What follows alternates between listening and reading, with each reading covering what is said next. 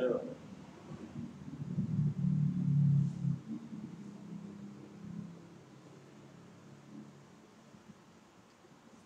Coba lihat di Facebook. Suara. Dulu.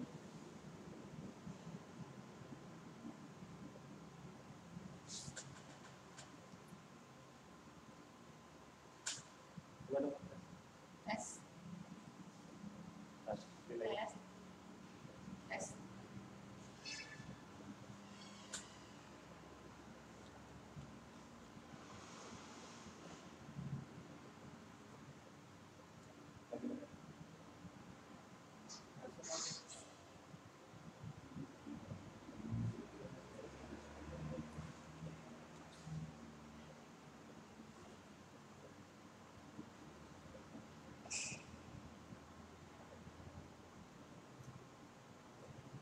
Coba dong.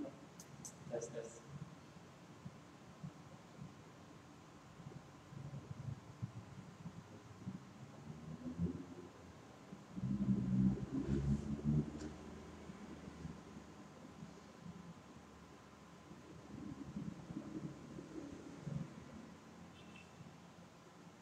Delay kan.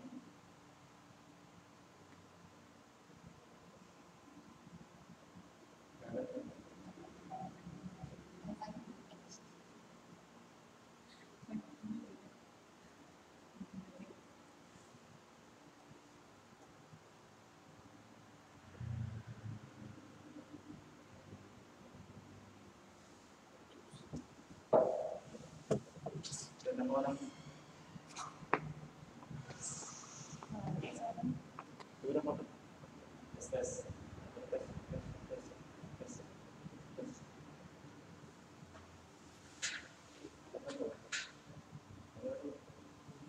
Tes tes. Udah. Tes. Tes. Lagi. Tes. Lagi dong. Tes tes. Tes tes tes.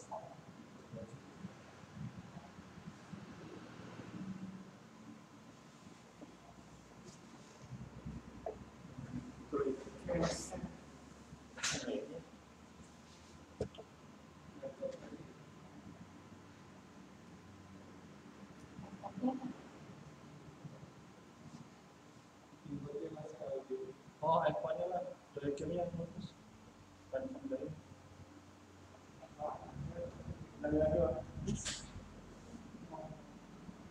Panas. Ada. Panas.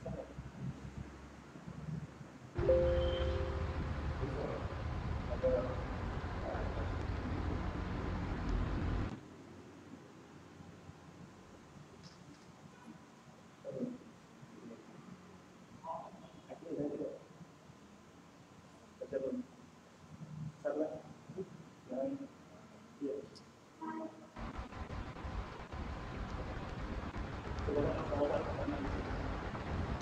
Tes, halo. Tes. Tes. Tes. Tes.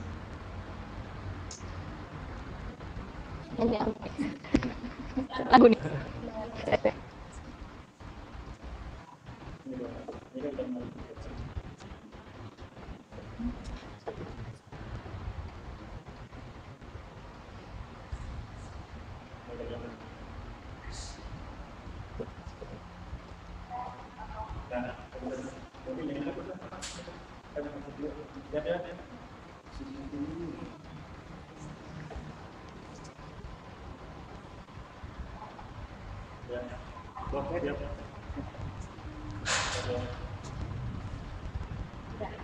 Kamera, rolling, action. Assalamualaikum warahmatullahi wabarakatuh. Selamat siang sobat sehat. Apa kabarnya hari ini? Semoga senantiasa sehat. Senang sekali hari ini saya Dr. Afka dapat menemani sobat sehat semua dalam acara Talk Life Sehat bersama Hasna Medika. Talk Life Sehat hari ini akan membahas mengenai penyakit jantung koroner, early detection, risk factors, dan lifestyle modification. Talk Life Sehat ini merupakan salah satu segmen dari Hasna yang akan tayang setiap minggu di Instagram dan juga akun Facebook official dari Rumah Sakit Asmeda. Jadi jangan lupa untuk di like, di share banyaknya teman-teman supaya kayak gini.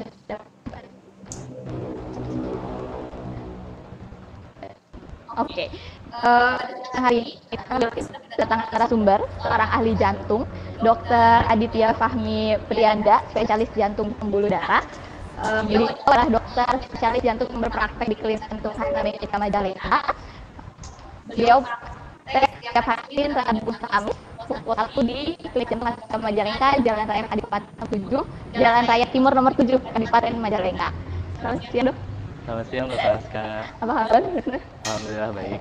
Jadi, Dok, hari ini kita akan bincang-bincang tentang penyakit jantung koroner, Dok. Sebetulnya kita mulai aja langsung, nggak apa-apa ya? Jadi sebetulnya penyakit jantung koroner itu apa sih, Dok? Dan tanda-tanda dari penyakit jantung koroner ini apa? Oke, baik. Terima kasih, Dr. Aska. Selamat siang, sahabat sehat semua.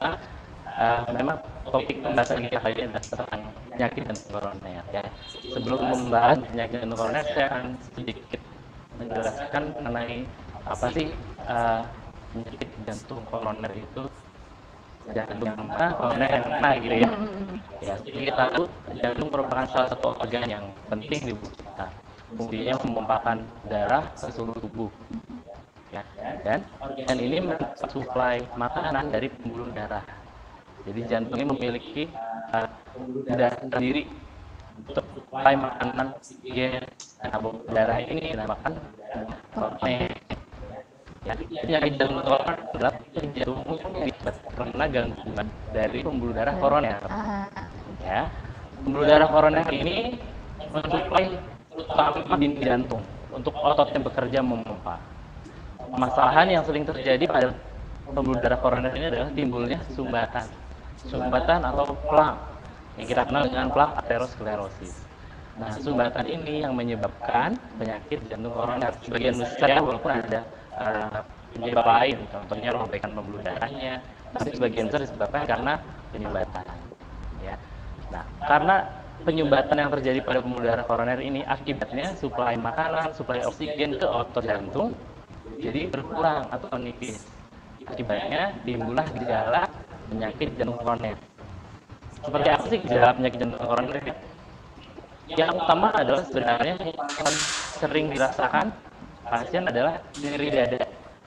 Nyeri dada itu yang kita kenal bahasa lainnya dengan angina. Nah, nyeri dadanya seperti apa? Sebenarnya untuk nyeri dada pada penyakit jantung koroner ini memang cukup khas. Pertama kita bisa lihat dari lokasinya, lokasi nyeri dadanya. Kemudian dari karakteristik nyeri dadanya, ya. Kemudian dari durasinya seperti apa. Dan yang terakhir yang khas untuk penyakit jantung koroner adalah faktor yang mencetuskan atau membuat menjadi ringan dari keluhan ini. Kita bahas satu-satu ya. Dari lokasinya, sebenarnya sebagian besar pasien merasakan nyerinya sebenarnya terutama dada tengah, di belakang tulang dada yang tengah ini ya. Atau dia juga bisa di dada kiri, bisa menjalar ke leher, ke bahu, ke lengan, ke punggung, bahkan ke hati. Itu juga bisa seperti itu. Cuma paling banyak sih yang di dada tengah atau dada kiri. Itu dari lokasi. Kemudian yang kedua dari karakteristik nyerinya. Karakteristik nyerinya biasanya nyeri yang seperti ditimpa, ditindih beban berat, atau terasa tercekat, bahkan paling banyak adalah rasa tidak nyaman. Jadi orang kadang sulit mendeskripsikan nyerinya gitu ya. Jadi bisa menyebutkan bahwa saya merasa kurang nyaman di dada, seperti itu karakteristiknya. Walaupun sebenarnya angina ini nyeri dada yang terjadi bisa saja tidak khas, tidak spesifik. Terutama pada orang tua biasanya, pada wanita atau pada penderita diabetes, kencing manis. Itu biasanya nyeri dadanya tidak khas seperti yang dijelaskan tadi. Bisa berupa sesak napas, bisa berdebar atau palpitasi, bisa nyeri ulu hati juga bisa. Seperti itu. Itu dari karakteristiknya ya. Jadi biasanya yang paling sering diungkapkan oleh pasien adalah tidak nyaman. Seperti itu. Kemudian dari yang ketiga durasinya. Sebenarnya kalau untuk penyakit jantung koroner kan kita bisa bagi, ada yang dia stabil atau yang kronis dan ada yang akut. Nah kalau yang akut ini kita berbicara masalah serangan jantung. Ini pasti nyerinya akan lebih lama durasinya. Secara umum yang stabil penyakit jantung koroner itu nyerinya berlangsung sekitar dalam hitungan menit, bisa kurang dari 10 menit seperti itu. Untuk nyeri yang hanya terjadi beberapa detik saja, itu kemungkinan besar bukan dari jantung koroner, walaupun masih bisa, kita tidak bisa menyingkirkan secara langsung. Seperti itu. Terus durasinya sekitar 10 menitan. Kalau durasinya sudah lebih dari 20 menit, setengah jam, itu kita harus curiga ini penyakit jantung yang akut. Ya, atau sindrom koroner akut, ini yang kita sebut dengan serangan jantung. Seperti itu. Ya. Kemudian yang keempat, nyeri dadanya atau anginannya itu biasanya dia dicetuskan oleh aktivitas. Dicetuskan oleh aktivitas, semakin berat aktivitas itu akan semakin mencetuskan nyeri dadanya. Selain aktivitas juga bisa karena makan makanan yang berat, heavy meal seperti itu, suhu udara yang dingin, karena faktor emosi atau psikis itu juga bisa mencetuskan. Dan yang membuat gejalanya hilang atau ringan adalah dengan beristirahat. Dengan istirahat, misalkan sudah aktivitas kemudian dirasakan nyeri dada, ketika dia beristirahat nyeri dadanya hilang, berkurang atau bahkan hilang. Atau bisa juga dia hilang dengan obat yang biasanya kita taruh di bawah lidah, itu obat nitrat. Dengan itu jika dalam 5 menit berkurang atau hilang, itu merupakan gejala dari penyakit jantung koroner, angina karena penyakit jantung koroner. Seperti itu. Gitu dok.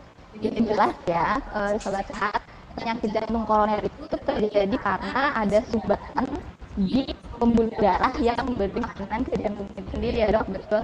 Gejala utamanya itu terutama nyeri dada dengan karakteristik yang sudah disebutkan oleh dokter Aji tadi. Gitu. Terus dok, untuk seseorang terkena penyakit ini, apa faktor resikonya? Apa yang membuat seseorang jadi lebih rentan? Gitu. Oke. Jadi untuk faktor risiko dari penyakit jantung koroner ya, ini sebenarnya faktor risiko yang klasik kita bisa sebutkan mungkin ada sekitar 5. Ada juga faktor risiko yang baru, tapi itu merupakan pemeriksaan yang lebih lanjut. Kita mungkin akan bahas yang klasik aja ya. Yang klasik ini faktor risikonya bisa dibagi dua juga. Ada yang bisa dimodifikasi, ada yang tidak dapat dimodifikasi. Ya. Kalau untuk yang tidak dapat dimodifikasi itu mah ya wayahna. Ya. Contohnya nanti faktor risiko yang tidak dapat dimodifikasi usia. Semakin tinggi usia, itu akan risiko penyakit jantung koroner juga semakin meningkat. Kemudian jenis kelamin, laki-laki itu lebih tinggi risikonya mengalami penyakit jantung koroner jika dibandingkan dengan perempuan. Kecuali perempuan sudah stop menstruasinya atau menopause, itu risikonya akan menjadi sama. Gitu. Kemudian yang tidak dimodifikasi lainnya, faktor risikonya adalah riwayat penyakit jantung, terutama penyakit jantung koroner, riwayat keluarga meninggal karena tentu, riwayat meninggal mendadak pada keluarga dekat ya. Keluarga dekat itu atau first degree relatif kita sebutnya, itu satu tingkat ke atas, satu tingkat sejajar, dan satu tingkat ke bawah. Itu first degree relatif. Kalau untuk penyakit jantung berarti kita lihat apakah ada kejadian yang tadi saya sebutkan di orang tua, ayah atau ibu, atau di saudara kandung. Gitu ya. Berarti kalau di bibinya suami bibi itu nggak nyambung. Oh, lebih sekali ya. Okay. Jadi hanya orang tua dan saudara kandung. Dan perlu diperhatikan juga pada laki-laki, misalkan ayahnya ada serangan jantung, kita lihat usianya juga. Jadi kalau usianya kurang dari 55 tahun, biasanya patokannya 55 tahun untuk laki-laki, untuk perempuan 65 tahun. Jadi misalkan ada seseorang dengan faktor risiko ayahnya mengalami serangan jantung usia 54, misalkan. Nah, itu kita anggap sebagai faktor risiko bagi orang tersebut yang tidak dapat dimodifikasi. Sedangkan yang faktor risiko yang selanjutnya yang dapat dimodifikasi ini ya, walaupun tadi saya sebutnya 5 ya, tapi kayaknya lebih deh. Ya, yang pertama yang paling sering yang paling banyak ditemukan hipertensi atau darah tinggi. Ya, ini merupakan salah satu faktor risiko terjadinya penyakit jantung koroner. Definisinya tekanan darah pasien itu lebih dari sampingan 140/90. Kita pakai secara general seperti itu ya, untuk hipertensi atau darah tinggi. Kemudian yang kedua, diabetes mellitus atau kencing manis. Nah, itu juga merupakan faktor risiko terjadinya penyakit jantung koroner. Yang ketiga, dislipidemia atau kalau orang bilang kolesterol tinggi gitu ya. Nah, itu juga merupakan salah satu faktor risiko. Tapi perlu diperhatikan juga kolesterol tidak hanya kolesterolnya saja, karena kita melihat terutama komponen kolesterolnya. Contohnya LDL. Karena LDL ini yang disebut kolesterol jahat itu merupakan target dari pengobatan kita nanti. Jadi LDL yang tinggi itu semakin tinggi risiko penyakit jantung koroner. Atau satu lagi HDL yang dibilang kolesterol baik. Nah, itu semakin rendah HDL semakin tinggi risiko penyakit jantung koroner. Seperti itu. Yang keempat, ini yang banyak juga dan sering diabaikan juga itu merokok. Ya, merokok juga merupakan salah satu faktor risiko penyakit jantung koroner. Satu lagi sebenarnya yaitu malas bergerak, mager atau physical inactivity yang menyebabkan obesitas gitu ya. Obesitas dan bisa menaikkan yang lain-lain gitu, dislipidemia, diabetes, hipertensi seperti itu. Jadi itu faktor risikonya, ada yang dapat dimodifikasi, ada yang tidak dapat dimodifikasi. Berarti kalau ada dua jenis ini yang bisa dimodifikasi kan sudah warna ya, gitu ya. Berarti itu emang bawaan seseorang. Berarti yang bisa kita rubah tinggal yang bisa dimodifikasi ini berarti ya, dok ya. Ya, betul. Sebelumnya ada pertanyaan dulu dari audiens @Santitiara. Pertanyaannya, untuk pasien jantung koroner apakah boleh untuk melakukan proses hamil? Oke, pertanyaannya penyakit jantung koroner boleh hamil nggak? Saya tanya lagi umur berapa ya? Oh, juga. Mungkin umur produktif gitu dok. Nah, memang biasanya pada perempuan masih kan hamil berarti bukan tepat ya, masih usia reproduktif, itu memang jarang kejadian penyakit jantung koronernya pada usia demikian. Tapi jika memang ternyata terkena penyakit jantung koroner, perempuan masih hamil, tapi jangan lupa untuk konsultasikan. Ya, harus mengontrol rutin, tidak hanya ke bidan atau dokter kandungan, tapi ke dokter jantung juga. Gitu. Jadi bisa ya. Oke, gitu ya buat Mbak Santitiara. Ternyata masih boleh hamil, tapi tetap harus kontrol ya dok ya. Harus kontrol ke dokter kandungan juga kalau bisa ke dokter jantungnya. Gitu. Ada pertanyaan selanjutnya nih dok. Tadi kan udah ada gejalanya. Misalkan nih ada orang yang datang mengeluh nyeri dada yang karakter yang disebutkan dokter tadi. Pemeriksaan penunjang apa sih yang bisa mendukung ke arah situ? Itu kan bisa jadi nyeri dadanya macam-macam nih dok penyebabnya. Mana yang bisa kita hubungi terus pemeriksaannya apa aja? Oke, jadi pemeriksaan untuk penyakit jantung koroner ya. Jika seseorang dengan keluhan nyeri dada seperti yang dideskripsikan tadi dadanya khas untuk yang angina penyakit jantung koroner, ada beberapa pemeriksaan dasar sebenarnya. Untuk pertama, pastikan bahwa penyebabnya betul penyakit jantung koroner atau bukan. Ya. Yang kedua, apakah penyakit jantung koroner tersebut sudah mengakibatkan gangguan pada jantungnya?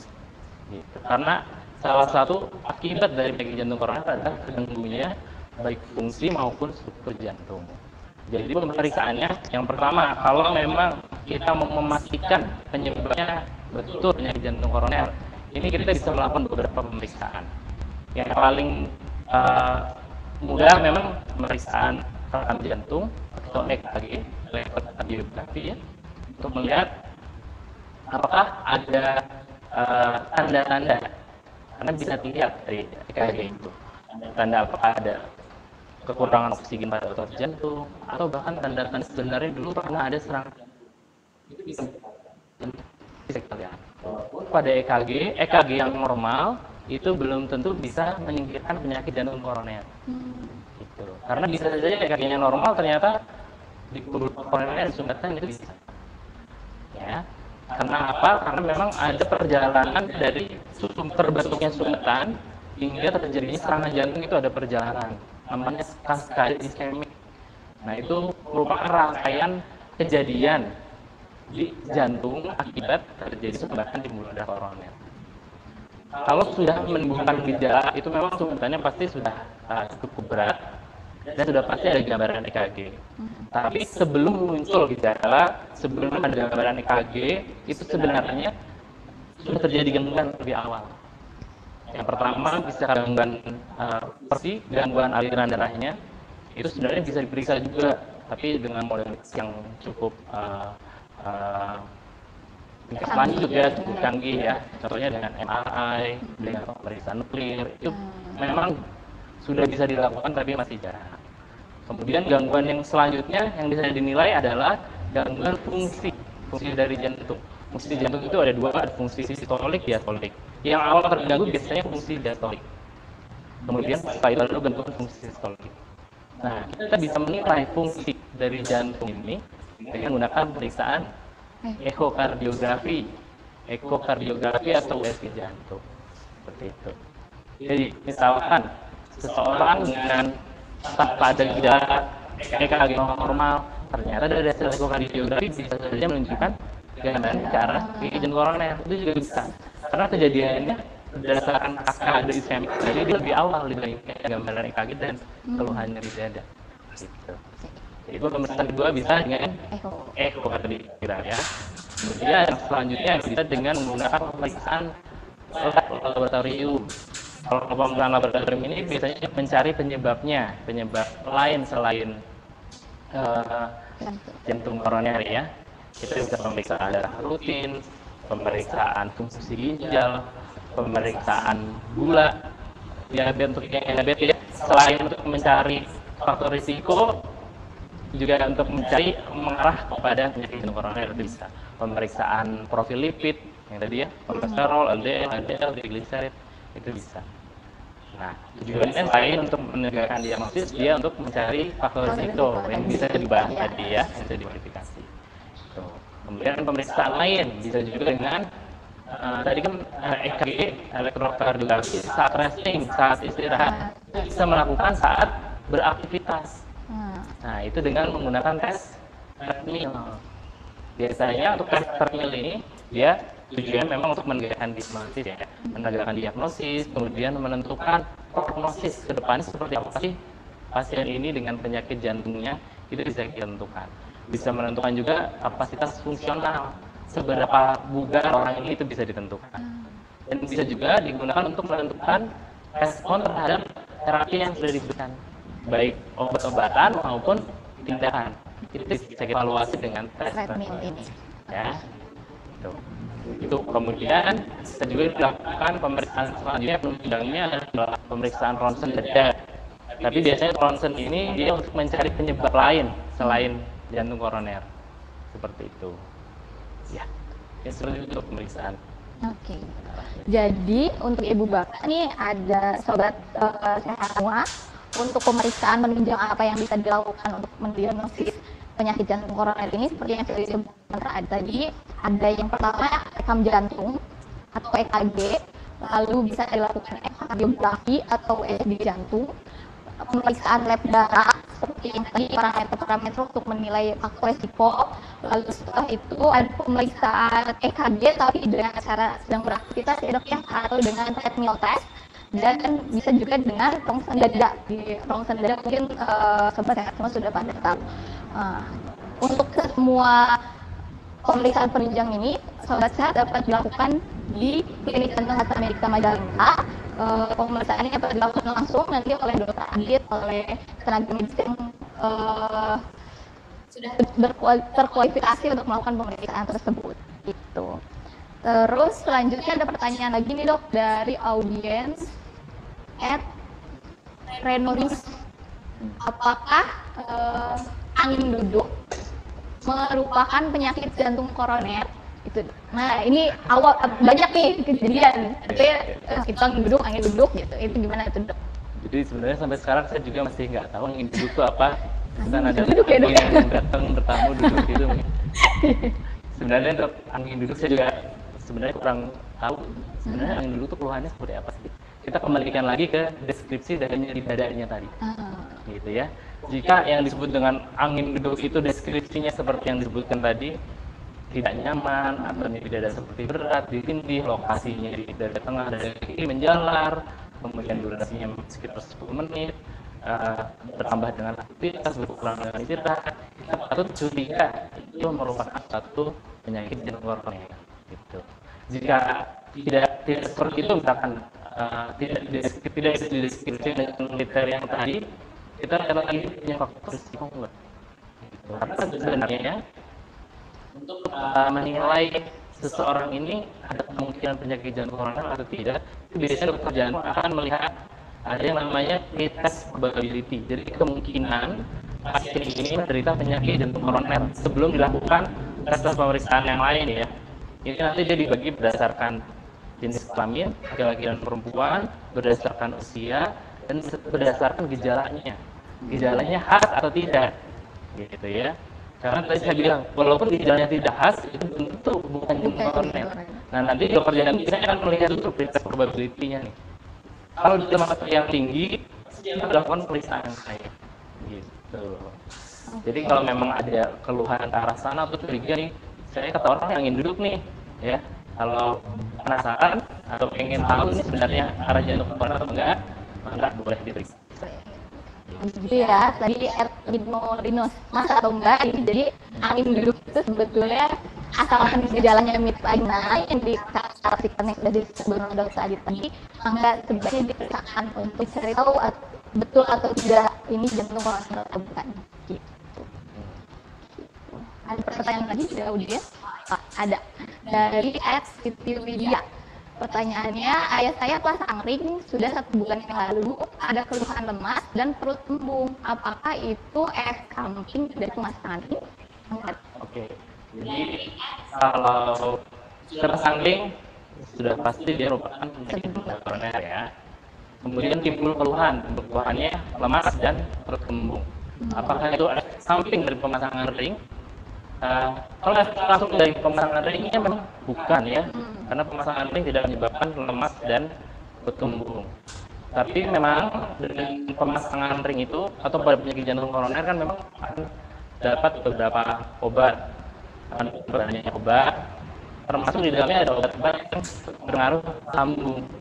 Gitu. Jadi kemungkinan keluhan kembungnya itu juga bisa disebabkan karena obat yang diberikan itu bisa. Tapi untuk memastikan diperiksakan saja. Gitu. Kemudian untuk yang lemahnya, jadi memang setelah pemasangan ring pasti akan ada pembatasan aktivitas. Ya, pembatasan aktivitas nanti mungkin akan dijelaskan lagi seperti apa aktivitas pada penyakit jantung koroner ya. Yang jelas nanti karena pembatasan aktivitas ini otomatis tubuh kita juga jarang bergerak kan. Nah, sebaiknya nanti dijelaskan lebih lanjut tentang aktivitas pada penyakit jantung koroner, baik yang sudah pasang ring atau belum. Itu mungkin bisa berkaitan dengan aktivitas fisik yang terbatas. Nah, untuk memastikannya lagi, periksa aja. Periksanya boleh ke sini ya, Klinik Jantung Khas Amerika Berdalingka, Jalan Raya Timur nomor 7 Kadipaten. Kita buka setiap hari. Gitu ya Mbak STV Media. Jadi tadi ngomong soal aktivitas ini dong. Tadi kan kita judulnya ada lifestyle modification nih. Tadi kan ada sesuai sama faktor resiko juga ada yang bisa dimodif nih. Nah, gimana sih apa aja yang harus kita lakukan dalam lifestyle modification ini? Kayak olahraga, makanan, apa yang perlu kita lakukan? Oke. Baik. Jadi untuk bagaimana lifestyle modification, kita kembalikan lagi ke faktor risiko yang dapat dibahas tadi ya. Yang saya sebut pertama tadi hipertensi, darah tinggi. Seperti apa lifestyle modification yang bisa dilakukan? Ya. Nah, untuk hipertensi ini memang yang utama adalah satu, pembatasan asupan garam. Asupan garam menurut rekomendasi hanya dibolehkan 2 gram per hari. Tapi kayaknya agak susah ya. Itu sekitar seujung sendok teh kan repot ya kayaknya gitu Semua ya. makanan gitu Ya, gitu untuk ya. 1 hari itu agak repot memang, ya. Tapi ada trik gampangnya sebenarnya. Yang pertama, kalau memasak sendiri di rumah, itu tambahkan garam di akhir, hanya sejumput kecil aja di akhir. Ya, mungkin rasanya akan hambar dan nggak enak ya. Tapi memang harus seperti itu. Yang kedua, tipsnya adalah makan masakan sendiri di rumah. Jangan beli di luar. Intinya itu. Kita lihat aja tukang nasi goreng, misalnya lagi buat nasi goreng kan, Garamnya banyak banget gitu ya, kayak bersendok-sendok. itu mungkin yang harus di tips yang mudah masak makanan sendiri dan beri garamnya ya itu saja. Yang pertama untuk hipertensi ya. Yang kedua untuk diabetes. Diabetes. Jadi kalau untuk betul, untuk hipertensi juga ini hampir berlaku untuk semua sebenarnya. Itu olahraga, aktivitas fisik. Tapi ini nanti akan saya jelaskan di akhir aktivitas fisik ya. Karena di semua faktor risiko ini ternyata terbukti bahwa aktivitas fisik yang rutin bisa menurunkan semuanya. Menurunkan tekanan darah, memperbaiki glukosa darah, memperbaiki kolesterol, gitu ya, menurunkan berat badan.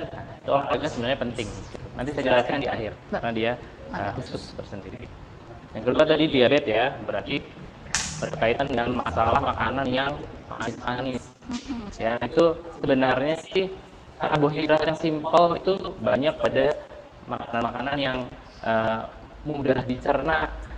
Yang manis keterlaluan ya, kebangsaan manisnya, terus mudah dicerna. Contohnya yang cake, kue ya, atau boba ya. Nah, Jadi nggak boleh banyak-banyak nih makan boba. kalau boba kan saya tawarkan sugar levelnya gimana nih? Mau 100%, mau half? Ya. Nah, coba bilang no sugar, cobain aja gitu. Karena dari bobanya sendiri sudah ada karbohidrat, sudah ada gula tuh, ditambah gula lagi kan? Ya, begitulah. Jadi dikurangi makanan yang manis-manis ya. Kemudian yang ketiga, dislipidemia atau kolesterol yang tinggi. Dari kolesterolnya tinggi, LDL-nya tinggi, HDL-nya rendah. Berarti utamakan dikurangi makanan yang digoreng, berlemak, santan, gitu ya. Terutama yang digoreng sih, karena yang digoreng itu dia lemak yang jenuh. Ya. Jadi sekarang mulai alih kalau mau digoreng istilahnya pakai air fryer, yang pakai air udara tuh. Rasanya mungkin nggak enak yang digoreng minyak, apalagi minyaknya yang udah hitam. Nah, itu paling enak biasanya. Ya. Gorengan gitu ya. Nah, yang seperti itu. Kemudian tadi ya makanan yang goreng-gorengan itu harus kurangi, perbanyak serat, perbanyak sayur, buah, seperti itu. Kemudian dianjurkan juga kalau mau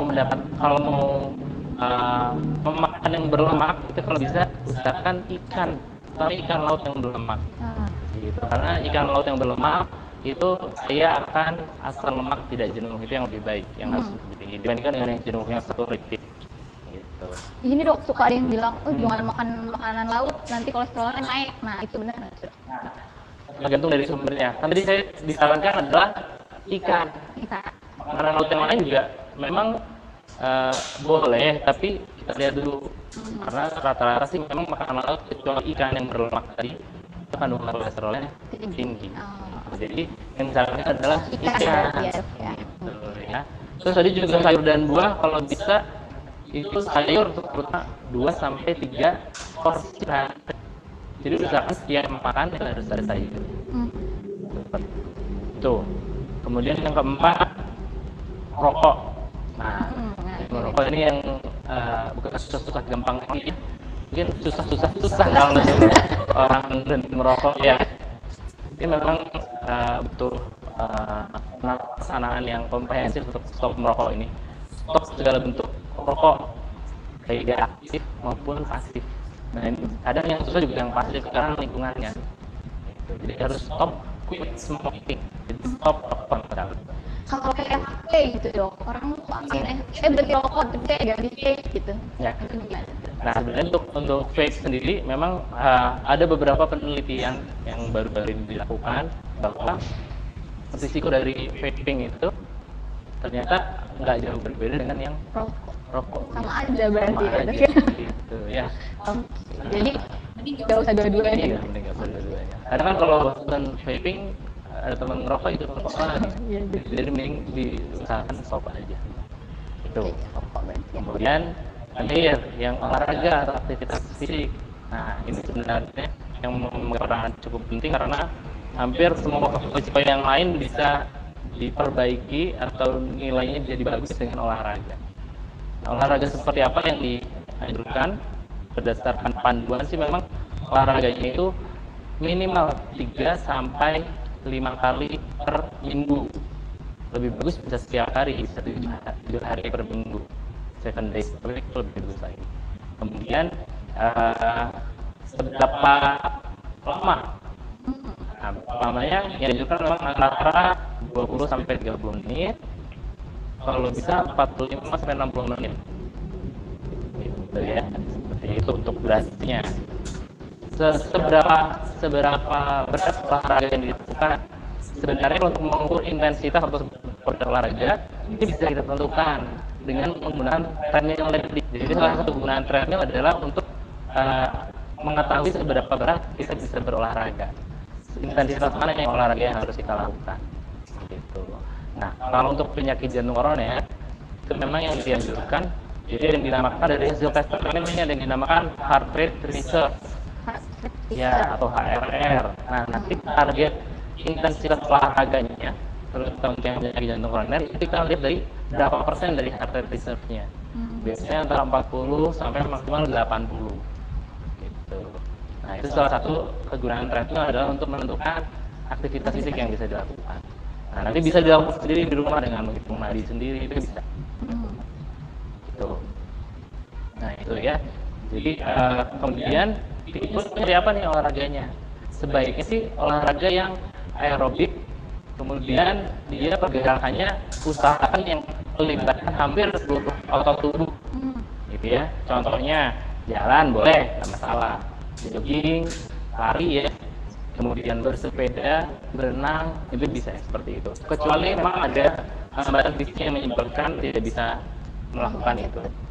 Nah, kalau misalnya ada hambatan fisik tidak bisa ngapa-ngapain nih, tidak bisa lari, tidak bisa apa, sebenarnya aktivitas fisik yang di rumah pun itu bisa dijadikan olahraga. Gitu. Asal tadi memenuhi kriteria tadi, berapa kali per minggu, berapa lama durasinya. Jadi misalkan kalau nyapu nih 30 menit kayaknya nyapunya ya. Anggapan misalkan rumah kita udah 15 menit beres, boleh nyapu rumah tetangga gitu. Udah 30 menit. Udah 30 menit kayak ikut olahraga gitu ya. Karena walaupun misalkan aktivitas fisiknya yang irregular untuk senang-senang aja, itu ternyata terbukti baik terus gitu. Apalagi kita melakukannya dengan rutin kan. Oh, Gitu. ya. Lumayan ya dok ya, sama-sama nyuci-nyuci itu kelihatan olahraga gitu ya. Seperti itu. Oke deh. Ya, jadi mungkin lifestyle modification. Ya. Nah, ini kan untuk yang belum muncul gejala nih dok. Kalau untuk yang sudah bergejala, sudah pernah terkena penyakit jantung koroner, olahraganya apa sih yang disarankan? Nah, sebenarnya olahraga yang disarankan sama tadi, kembali ke yang rumus yang diberikan tadi, dia makanya tes treadmill dulu biar tahu heart rate reserve-nya, biar tahu intensitasnya. Dan nanti tadi utamakan yang olahraga yang aerobik, tapi disesuaikan juga dengan kondisi pasien. Jika dengan olahraga yang diresepkan ternyata ada keluhan, nanti kita akan kurangi. Gitu. Jenisnya juga mungkin akan kita ubah. Kalau yang ada gangguan di kaki, kita bisa ada sepeda tangan atau ergo cycle bisa. Yang ada gangguan misalkan ada OA, osteoartritis, bisa lari, terus bisa renang misalnya. Seperti itu. Jadi sebenarnya dia individualized berdasarkan pasien per pasien, dilihat kondisi seperti apa. Tapi untuk mengetahui seberapa beratnya kita bisa ketahui dari tadi hasil tes treadmill. Jadi sebenarnya treadmill ini banyak manfaatnya. Ya, dok, ya. Jadi gitu ya, emang baiknya sih treadmill tes dulu sambil konsul ke dokter jantung ya untuk aktivitas. Oke. Ada pertanyaan lagi dari @sucirambi BHR. Terapi obat untuk pencegahan penggumpalan darah sebaiknya pakai clopidogrel atau aspilet dok? Oke. Jadi ini lebih spesifik ke terapi pengobatan ya. Ya. Jadi kalau memang terapi pengobatan ini kita berikan kepada pasien yang sudah diketahui memiliki penyakit jantung koroner. Sebenarnya untuk penyakit jantung koroner itu pengobatannya yang bisa dikategorikan menjadi 3. Yang pertama, obat-obatan untuk anti iskemik yang mengurangi atau yang memperbaiki aliran darah, menyebabkan iskemiknya itu kurang oksigen pada jantung ya. Nah, obat iskemik ini mengatasi itu. Ya, contohnya yang tadi ini iskemik dalam obat lain. Yang kedua, obat untuk mencegah terjadinya event atau kejadian kardiovaskular ke depannya. Contohnya pada penyakit jantung koroner, kita mencegah dia terjadinya serangan jantung atau infark miokard. Salah satu obatnya adalah dengan menggunakan obatnya adalah yang orang-orang bilang aspirat atau clopidogrel, biasanya yang lebih banyak ya. Nah, berdasarkan panduan memang dua-duanya ini bisa digunakan. Contohnya misalkan pada pasien yang karena pada penyakit jantung koroner yang stabil, kita hanya biasanya berikan satu atau kecuali salah satu saja, kecuali dia memang setelah pemasangan ring, itu biasanya kita pakai dua-duanya biasanya kita pakai. Tapi jika tidak, salah satu saja gitu ya. Memang yang utamanya adalah aspirat biasanya untuk pemberian pengencer darahnya. Kecuali pada pasien itu ada kontraindikasi pemberian aspirat. Contohnya dia ada alergi aspirat, aspirin ya, sama asetilsalisilat ya. Kemudian dia ada efek sampingnya yang di pertanyaan sebelumnya itu yang menyebabkan kembung, ya kan, menyebabkan kembung itu akan bermasalah di dalam lambungnya. Itu aspirinnya bisa kita ganti dengan clopidogrel. Gitu. Atau memang misalkan pada orang-orang dengan kecenderungan ada perdarahan di saluran cerna, itu akan kita lebih pilih yang clopidogrel dibanding. Oke, jadi untuk pertanyaannya sebenarnya lebih baik yang mana itu kembali lagi akan disesuaikan dengan masing-masing. Itu kan lewat obat ya dok. Selain itu ada terapi yang definitif kan? Supaya nggak 4 bulan. Nah, sebenarnya untuk terapi definitifnya ya, dia kan penyumbatan. Kalau penyumbatan itu tidak bisa kita hilangkan dengan obat. Ya. Jadi kalau memang dalam perjalanannya setelah kita periksa dengan penyumbatannya cukup besar, cukup signifikan, kita harus menghilangkan penyumbatan itu. Ya, caranya ada beberapa memang. Yang pertama, pemasangan ring. Ya, bilang pemasangan ring ya. Pemasangan ring ini dia dipasang di sumbatan tadi sehingga sumbatannya terbuka. Tapi kalau memang ternyata sumbatannya banyak, sulit untuk dipasang ring, itu akhirnya bisa dilakukan juga operasi. Yang disebut operasi bypass, ya, coronary artery bypass atau operasi bypass. Itu untuk terapi definitifnya. Pun setelah dilakukan terapi definitif itu, masih kita tidak bisa menjamin bahwa kedepannya tidak akan ada apa-apa akan dibutuhkan bisa.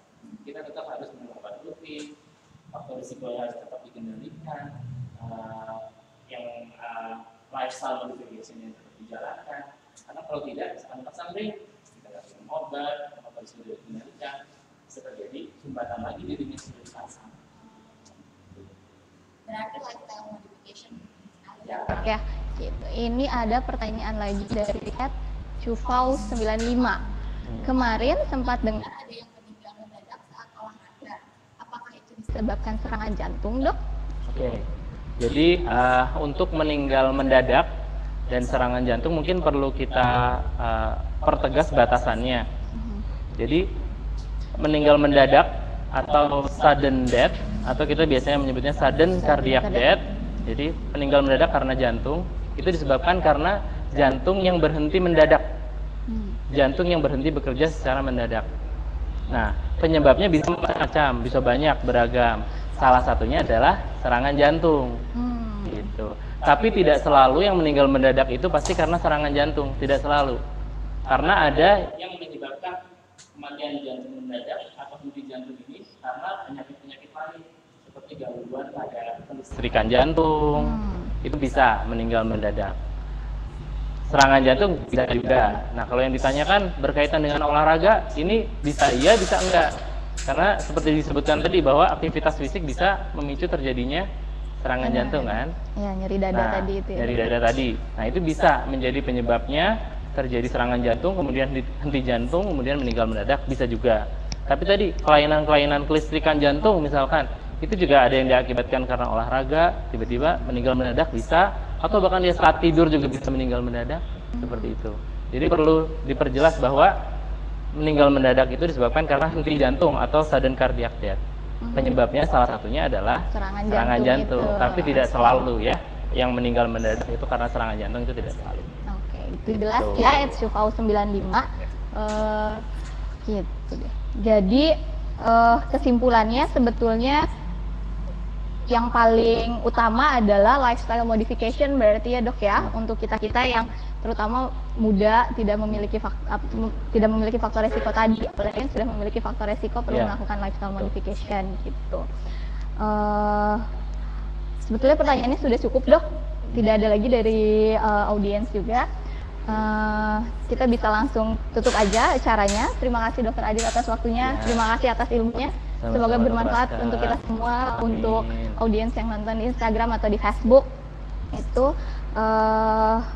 sobat sehat semua, terima kasih atas waktunya, telah menyaksikan Talk Live Sehat bersama Hasna Medika kali ini. Jangan lupa untuk like, share, dan komen, share sebanyak-banyaknya ke teman-teman atau ke keluarga, karena Talk Live Sehat ini akan dilaksanakan setiap minggu dengan tema yang bermacam-macam gitu. Bagi teman-teman yang ingin memeriksakan kesehatan jantungnya juga bisa datang langsung ke Klinik Jantung Hasna Medika Majalengka, tepatnya di Jalan Raya Timur nomor 7 Kadipaten Majalengka gitu. Atas perhatian semuanya, terima kasih banyak. Semoga ilmunya bermanfaat. Assalamualaikum warahmatullahi wabarakatuh. Lupa, kesehatan jantung Anda perhatian kami.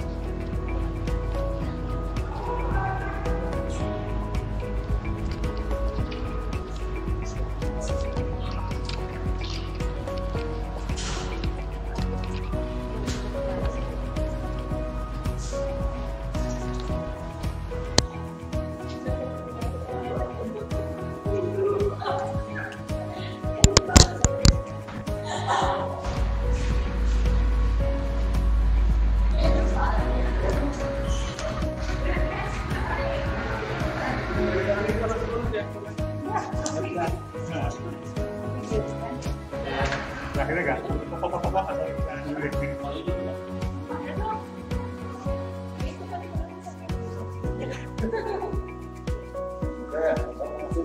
Dok, makasih ya Dokter Adil.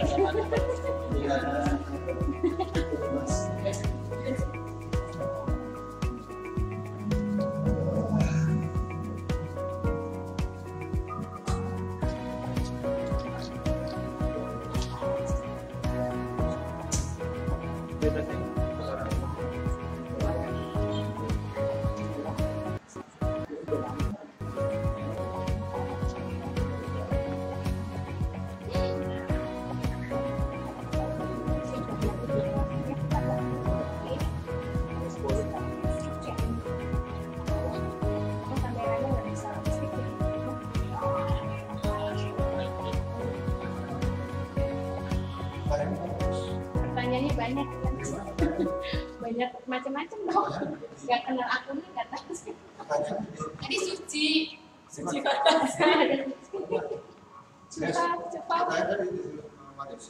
Iya. Kenapa nggak pakai itu?